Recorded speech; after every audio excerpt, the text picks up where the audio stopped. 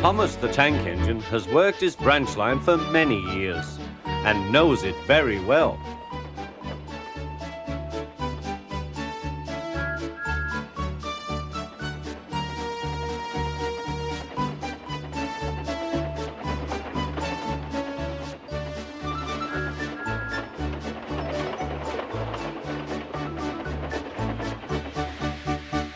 You know just where to stop, Thomas, laughed his driver. You could almost manage it without me. Thomas had become conceited. He didn't realize his driver was joking. Later, he boasted to the others. Driver says I don't need him now. Don't be so daft, snorted Percy. I'd never go without my driver, said Toby earnestly. I'd be frightened. Huh, boasted Thomas. I'm not scared. You'd never dare. I would then. You'll see. The next morning, the firelighter came. Thomas drowsed comfortably as the warmth spread through his boiler. Percy and Toby were still asleep. Thomas suddenly remembered. Silly stick in the muds, he chuckled. I'll show them. Driver said I could manage without him. I'll just go out. Then I'll stop and wheesh. That'll make them jump. Thomas thought he was being clever. Really, he was only moving because a careless cleaner had meddled with his controls. He soon found his mistake. He tried to wheesh, but he couldn't. He tried to stop, but he couldn't. He just kept rolling along. He didn't dare look at what was coming next. There was the station master's house. The station master was about to have breakfast. Horrors! Cried Thomas, and shut his eyes. The house rocked. Broken glass tinkled. Plaster was everywhere. Thomas had collected a bush on his travels.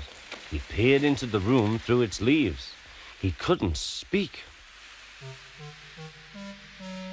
The station master was furious. His wife picked up her plate. You miserable engine, she scolded. Just look what you've done to our breakfast. Now I shall have to cook some more. She banged the door. More plaster fell. This time it fell on Thomas. Thomas felt depressed. Workmen propped up the house with strong poles and laid rails through the garden. Meanwhile, Donald and Douglas arrived.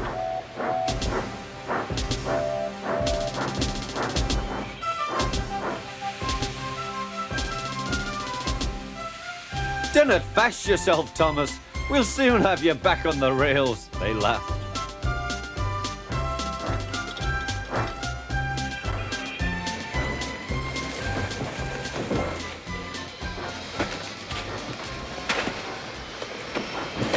Donald and Douglas, puffing hard, managed to haul Thomas back to safety. Bits of fencing, the bush, and a broken window frame festooned his front, which was badly twisted. The twins laughed and left him. Thomas was in disgrace. There was worse to come. You are a very naughty engine. I know, sir. I'm sorry, sir. Thomas's voice was muffled behind his bush. You must go to the works and have your front mended. It will be a long job. Yes, sir. Meanwhile, a diesel rail car will do your work. The diesel, sir? Thomas spluttered. Yes, Thomas. Diesels always stay in their sheds till they are wanted. Diesels never gallivant off to breakfast in station masters' houses.